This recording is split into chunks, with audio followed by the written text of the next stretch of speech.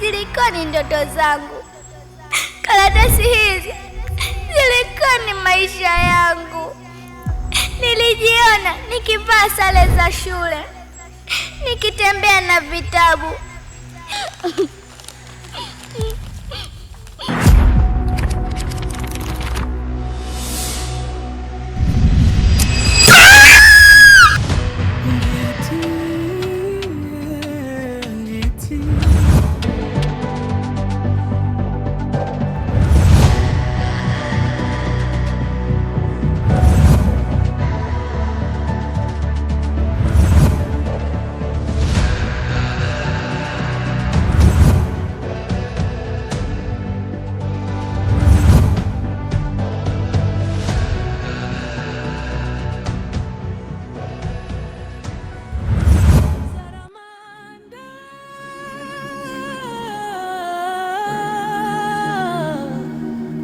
Walimbole Zaramanda.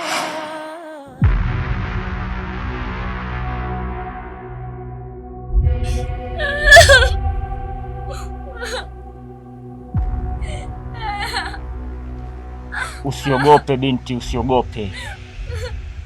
Hapa upo sehemu salama kabisa. Kama nipo sehemu salama, mbona sasa umenifunga gamba na umenilaza chumba kimoja na maiti?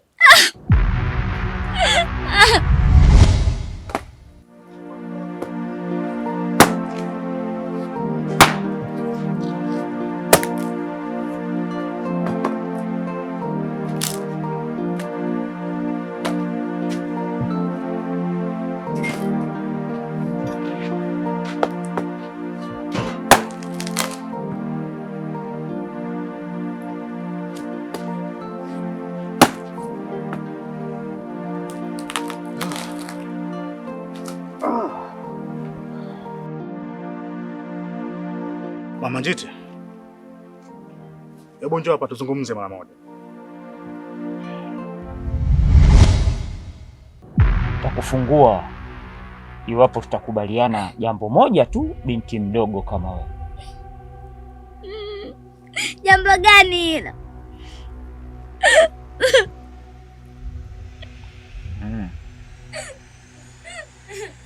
Ni wewe kukubali kufanya tendo na hii maiti.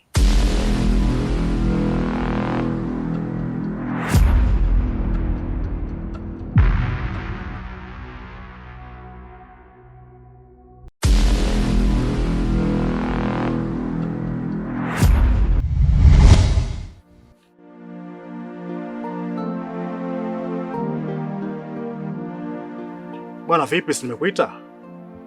Nakuja. Ungekuwa na haraka si ungewahi kufanya basi hiyo kazi?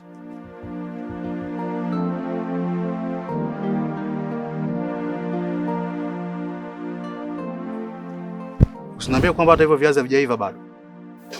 Kwanza ni kwa chanja koti.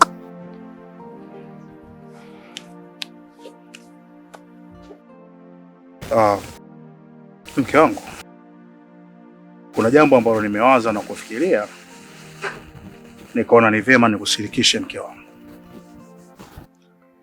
Yaani endapo mimi na wewe tukaweka msimamo juu ya hili, mwanao lazima atakubali. Hapana, sijawahi kufanya hicho kitendo na sitawahi kufanya.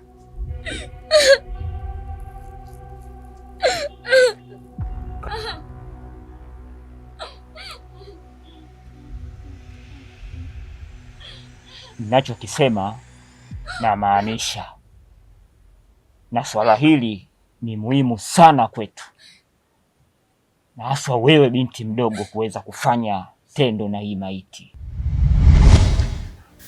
Lakini mume wangu, ina maana bado tu unazia mila za zamani eh? Kumbuka Njiti bado ni binti mdogo na ana ndoto zake za kutimiza, na sikuwahi kufikiria kabisa kwamba atakuja kuanza sijui kuhusu ndoa eh? Yaani mawazo yake yote kaelekeza kwenye elimu.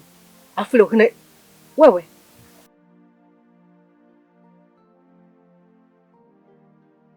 ya hata sikuelewi.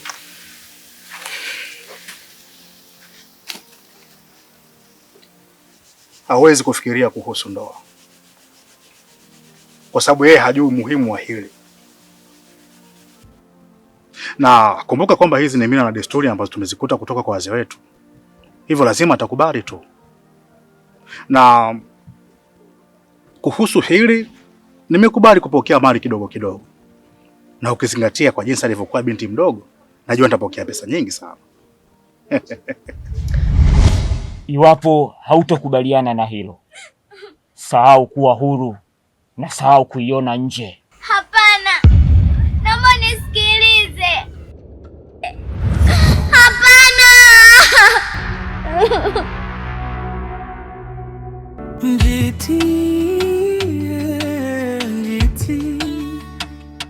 mwana marunda utokoni minanga Samboni njiti. Na naomba hebu niitie basi nizungumze naye mara moja, kwa mara ya mwisho kabla sijaletewa barua hapa nyumbani. Ina maana umeridhia kabisa kupokea posa na barua pamoja na mahali? Yaani unamwozesha mtoto akiwa binti bado mdogo, eti kisa mila Usichokijua Njiti hayupo, kaondoka. Unasemaje Manjiti? Binti yangu yuko? Na kuuliza binti yangu yuko wapi wewe? Na kwa nini umemruhusu aondoke? Mimi nahisi atakuwa ameenda kule kwenye ule mti anaopenda. Maana toka mdogo nikimchapa alikuwa anaenda kule. Sasa basi, kitakachomkuta mwanangu, wewe ndio unahusika. Nahusika kwenye nini? Hebu niambie mimi nahusika vipi kwenye hili swala? Wewe usiniletee upuuzi. Hebu nipeleke kule aliko huyo mwanangu. Wanisikie wewe? Inuka tuondoke basi. Mpuuzi nini wewe? Tangulia. Njiti mwana wavu bila nyumbani. Kibena, wewe unijua vizuri rangi yangu ya mwisho. Halafu mimi najitambua, sio mpumbavu. Nilisha kuonya sana, ila sasa hivi unatakiwa kupata kinachokustahili. Lakini mume wangu, mbona mimi sijafanya kitu chochote? Sio kweli Kibena. Kama kweli sio hivyo, kwa nini sasa ulimruhusu akushike mkono? Kwa nini ulimruhusu sasa na kuuliza?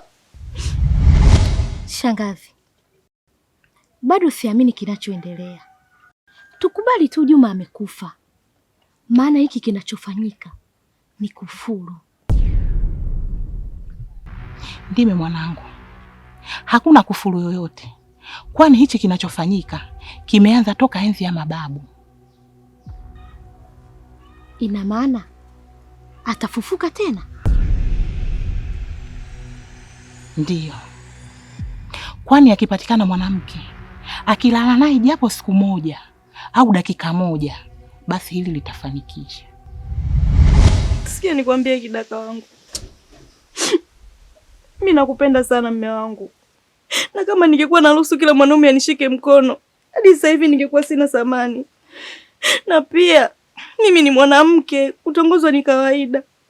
Lakini moyo wangu wote upo kwako. Nakupenda sana kidaka wangu. Nakupenda mume wangu. Sawa. Hilo nalifahamu. Shangazi, unamaanisha? Ndiyo. Tena kama tutafanikisha katika kijiji hichi, hakuna mtu atakayekufa kamwe. Tena tutaheshimika, tutaishi kama wafalme. Hapana shangazi, ni bora muache. Kwa sababu hichi kinachoendelea ni shirki, tena ni laana kubwa. Hilo unajua nikwambia kitu mtu. Tambua kitu kimoja, kwa naona kijiji chote hichi mimi sikubaliki. Yaani mimi sipendeki katika hichi kijiji. Yaani hakuna hata mtu mmoja ananiandafia mimi. Mwenyewe unalitambua hilo. Na unajua kwa nini mimi nimekupenda wewe? Ni kwa sababu wewe tu ndio unaniamini katika hichi kijiji, hakuna mwingine yote yule. Mfuata basi ninavyohitaji mimi mpenzi wako. Sawa?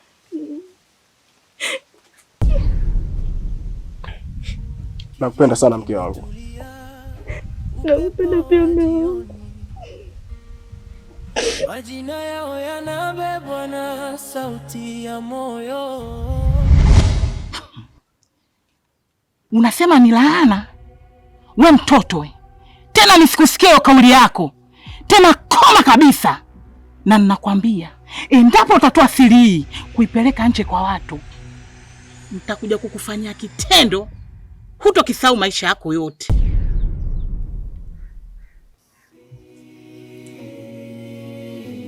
Ndimeana siri moyoni, msara unakuja, ndime wana watumba, ndime tunza sirifuno litafumbuka. Ya mimi nilijua tu, yaani kuingia kwa yule Fuadi mfupi lazima tufungwe. Yaani ila kikubwa mimi najua kitu kimoja. Unajua ile pale lile ni soka. Na kama soka na lazima utasimina au lazima uangalie. Fuadi hata kama akawa mfupi, ila wewe angalia kwamba beki zako zimekaaje. Sawa. Vipi babu bwana, wewe bwana ongea gani bwana wewe babu, mimi sinakwambia. Mimi sinaelewa. Yaani Fuadi wa mfupi afu ana kitambi, wewe umeona wapi? Mwana nchi gani, kwenye timu gani yani umeona? Hiyo ipo. Tatizo sio kitambi, tatizo aje akiwa uwanjani anafanya kitu gani? Yaani akiwa anafanya vizuri, kitambi ndo nini bwana? Mpira unataka uchezeke pale uwanjani. Tatizo sio kitambi. Kapata nafasi ngapi Fuadi wenu, kapata nafasi ngapi? Hata kama kapata nafasi 2 au 3. Oa boy.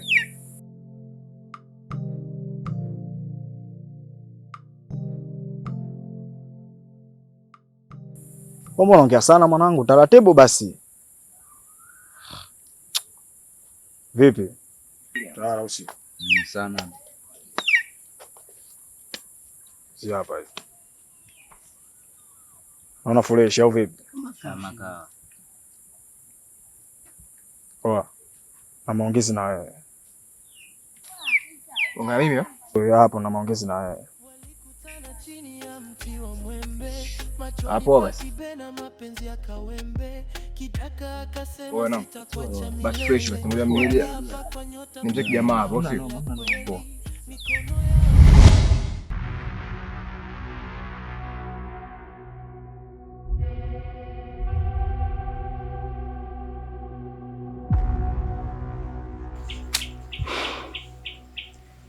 Kuna binti nimefanikiwa kumpata, na kwa hivi sasa yupo kwenye chumba cha maiti. Je, umefanikiwa kwa hicho tunachokihitaji?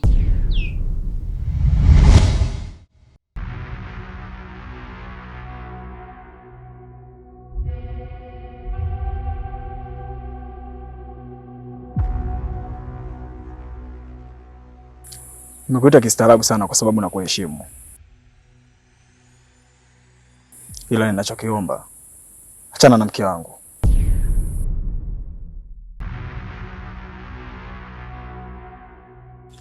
Ni mazoea gani nilikuwa nayo mimi kwa mke wako? Zaidi ya heshima tu. Heshima? Heshima ipo unaizungumzia wewe? Wakati nishakuona upo karibu na mke wangu, tena ukiwa umemshika mkono kimatamanio.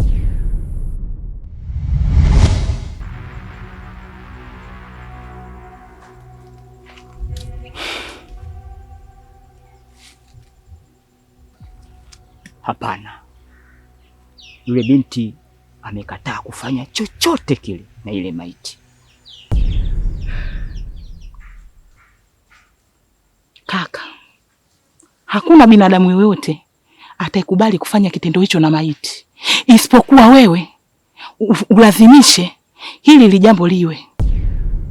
Uchawi baba na mambapo. Tumba Lingala, sijawahi kufeli. Unajua Kidaka? Ninachokiona hapa, wewe unataka sababu tu mimi na wewe tukagombana. Lakini mimi siwezi kamwe kufanya hivyo. Hayo ni maono yako tu. Maono yangu? Zumba, wewe sio mgeni na mimi.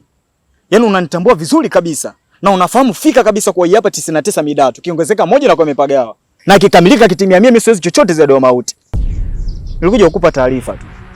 Ila kwa chochote ambacho kitakuja kutokea ukiendelea kutembea na mke wangu ama kumsogelea, usije kuonana mabaya. Kibena kidaka. Nikipata nafasi ya kuona mke wako lazima niichape yani.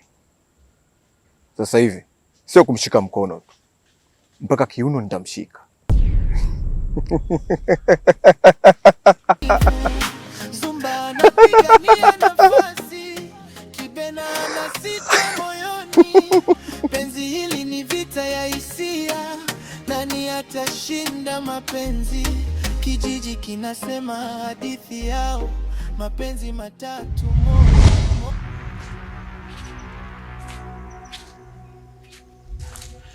Maskini mwanangu, hata sijui yuko wapi.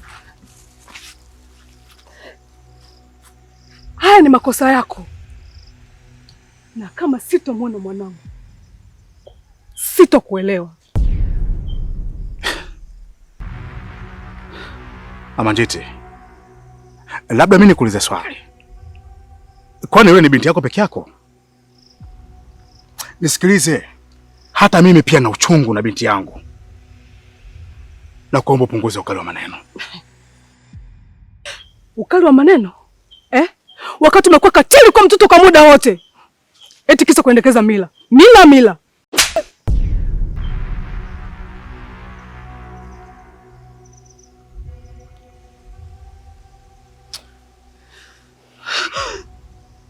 Sasa nisikilize.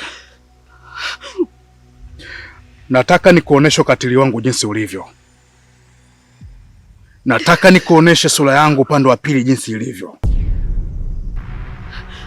Na muondoke hapo kamtafute mwanangu.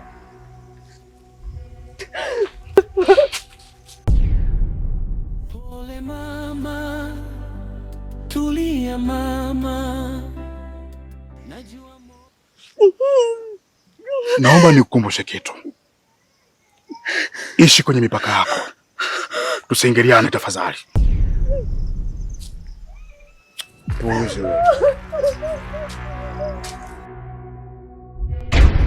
Jiti wako hajulikani alipo, lakini machozi yako yanaongea. Mama Njiti analia pembeni ya mlango, akiita jina lake kwa sauti ya uchungu. Nguo zake bado zipo pale alipoziacha, na kimya cha nyumba kinamchoma moyoni. Alikuwa akicheka, akicheza uwanjani. Leo upepo tu unapita bila sauti.